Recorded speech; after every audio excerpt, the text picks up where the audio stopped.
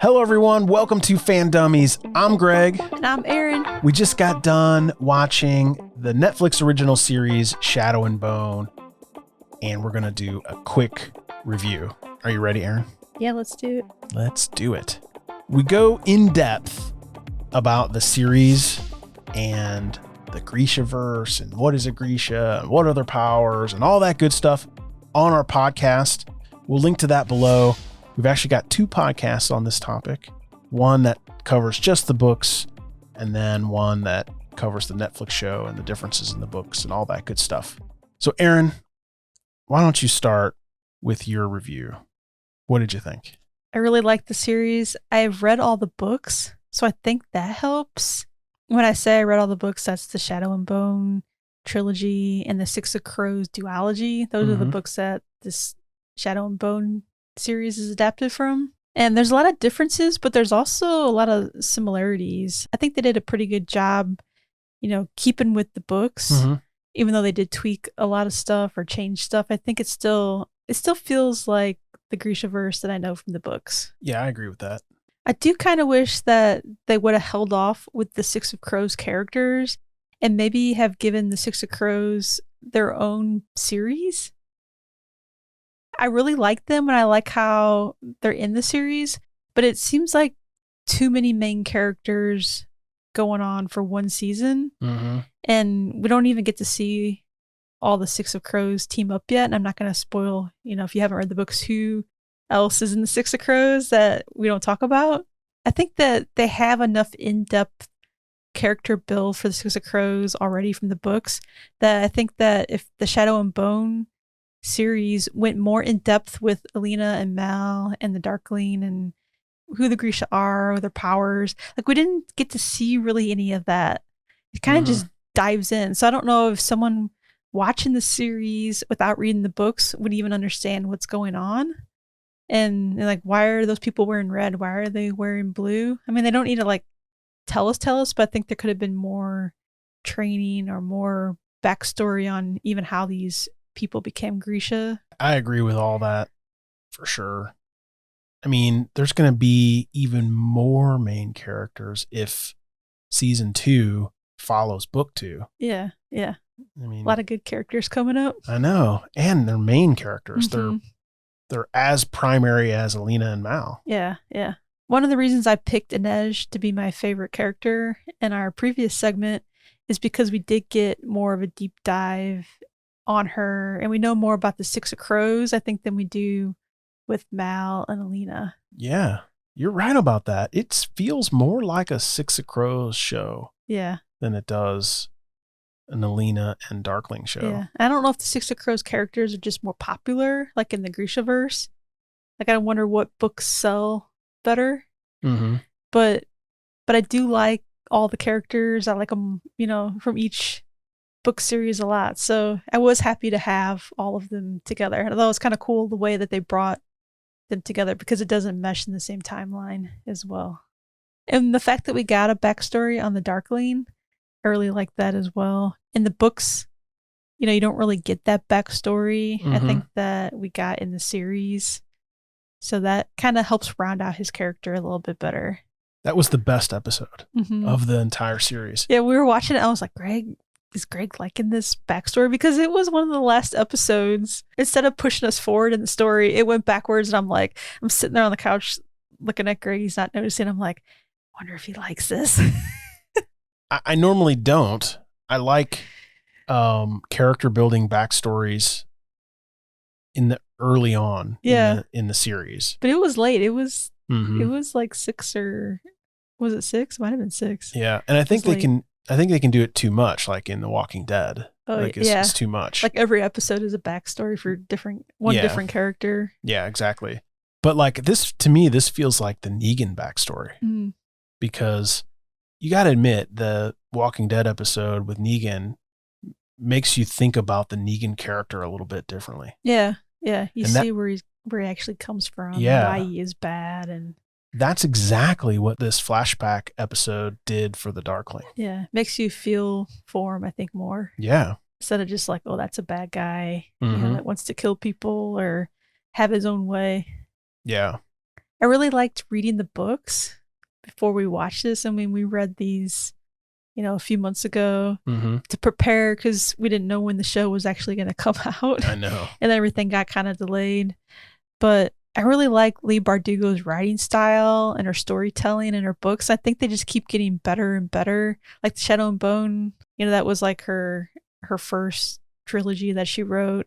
But I think once you get to the Six of Crows duology, her storytelling just keeps getting better and better. I've read The Ninth House. That's her like standalone, like adult Harry Potter book. And I started reading the King of Scars book as well, which is starting off pretty good. Yeah, that's great. Yeah. So if you haven't read the books, I suggest reading the books if you want to know more about the Grishaverse, and we'll put links down below. Yeah. So you can check them out.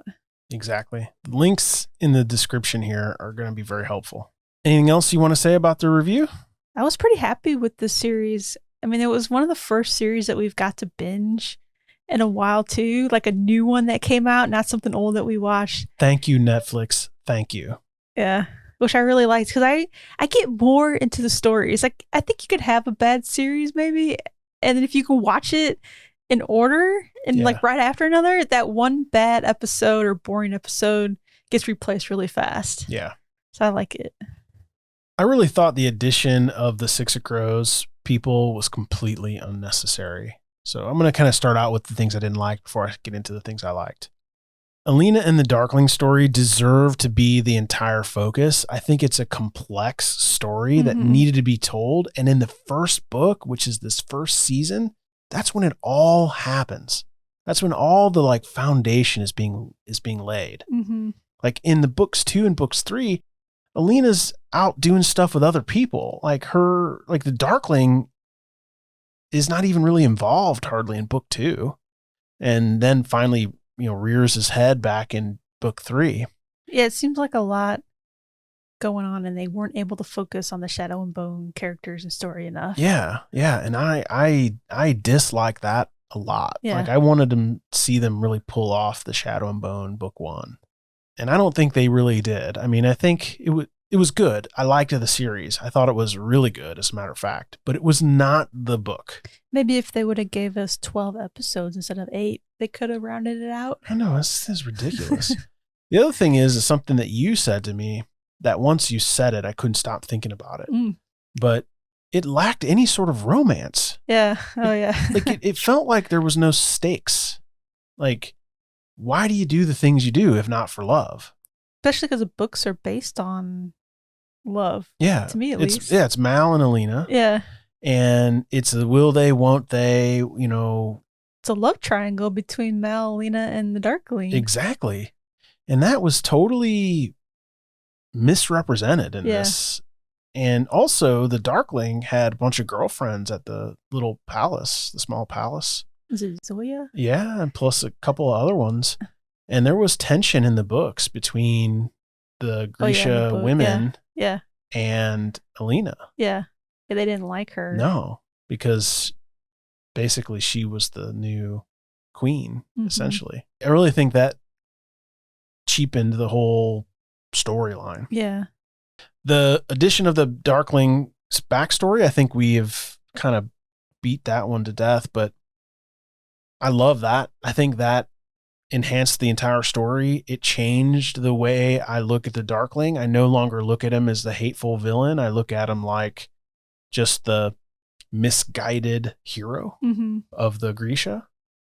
And he just has gone too far. Once he created the fold, he went too far. Yeah. And now he can't go back. Now he has no choice but to embrace the badness. And he's on the dark side. Yeah. I'm hearing he's like Anakin. He's more like Negan, I think. Negan? I think once he baseball batted somebody's head, there's no going back. Yeah. He started baseball batting those zombies and he was like, I can't stop. Yeah. That's something that enhanced the show. I think we could have gotten more of that. Yeah. I think we should have gotten more of that. We could have seen him being trained by his mom. We could have seen him fighting in the wars. We could have seen him training other Grisha. That could be a whole nother season. Yeah. There's so much that goes on in these books that you just don't get. Exactly. But overall, I think one of the things the TV series did better than the books is the books had periods where they were boring. Mm-hmm. And they stick out to me where I was like, oh my God. It's like, why does Aaron think that this book is good? Yeah, but if you keep reading it, then You got to keep reading. Yeah. And that's treacherous because there are books I put down that are boring. I think that this whole series, this trilogy, suffers from moments of pure boredom where you might put the book down if you don't know from someone else that it's about to get good. Yeah. You know what I mean? I think that's probably part of the problem here is that the TV writers probably stumbled across some of that stuff and said, hey, you know, we can't make boring episodes. We've only got 8. So we have to inject some drama into these. How do we do it? Mm-hmm. And I think to me, that seems like what they were trying to do. Yeah. Like, it's like a Game of Thrones. Like if Game of Thrones featured one character, it'd be real slow. Yeah. But, you know, a lot of times we think they should just feature one character. Because they have way too many characters on that show. Yeah. But overall, I really liked it. I'm glad that we were able to binge it. I think it was really good. Mm-hmm. Was it great? I don't know, but it was really good. I don't think it's better than the books. I think the books are better. Yeah. The books usually are better. I think this extraness in the story it didn't enhance it at all. It didn't do what it was meant to do. Mm-hmm. It convoluted the main stars of the show, which is the Darkling and Alina. Mm-hmm. You know, the Sun Summoner and the Darkling. Yeah. Should have focused more on them. Yeah. And the Grisha, like the actual. Yeah. I mean, in the Grisha. books, the Darkling teaches Alina how to do the cut with light. Yeah. And it is badass. It's so good. And she's out there cutting stuff with light. And in the books, he's like so proud of her that he teaches her how to do these advanced techniques with her light that he does with their dark.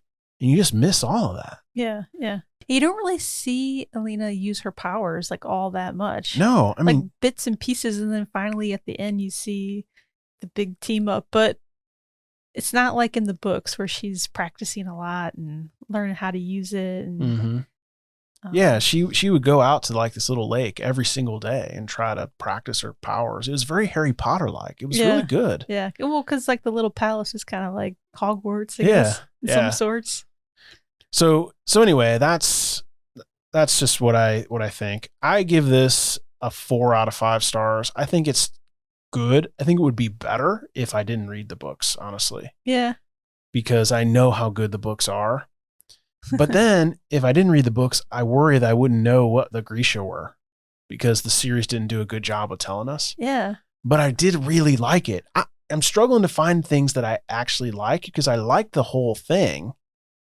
It's just the stuff I disliked stick out more. Mm-hmm. Like I liked the whole thing. I thought it was cool. So what do you give it, Aaron? What's your rating? Yeah, I think I would give it a 4 out of 5 as well.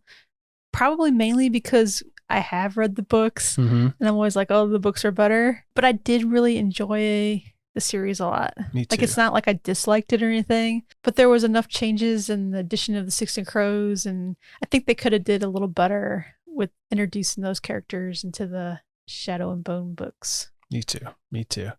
Thank you so much for watching Fan Dummies. We would love to know what you rate the Shadow and Bone original series on Netflix.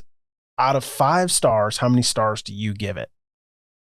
As always, we cover superheroes and science fiction, TV and movies every single week.